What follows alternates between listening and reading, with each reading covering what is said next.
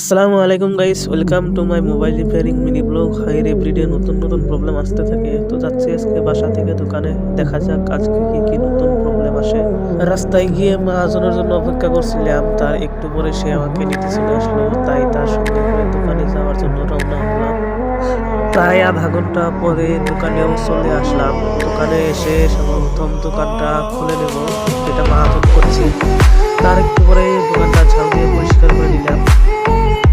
এর একটু পরে একটা মোবাইল আসলো, যেটার প্রবলেম ছিল, ডিসপ্লে যে টাচে কাজ করে না, সেটাও ঠিক করে দিলাম। এরপর আর একটা মোবাইল আসলো, যেটা ডিসপ্লে বদলানো ছিল, সেটাও বদলিয়ে দিলাম। এর একটু পরে আরো একটা মোবাইলের ডিসপ্লে চেঞ্জ করে দিলাম। এরপর একটা কাস্টমার মোবাইল নিয়ে আসলো, যেটা ওয়েবসাইটে স্টিকার লাগাবে বলছিল। সে পছন্দ করা স্টিকারটি বেছে নিয়ে কাটতে দিয়ে দিলাম। আপনারা যদি আমাদের দোকানে আসতে চান, আসতে পারে। এরপর দেখেন লাগানোর পরে কি লুকটা দিচ্ছে ভাই।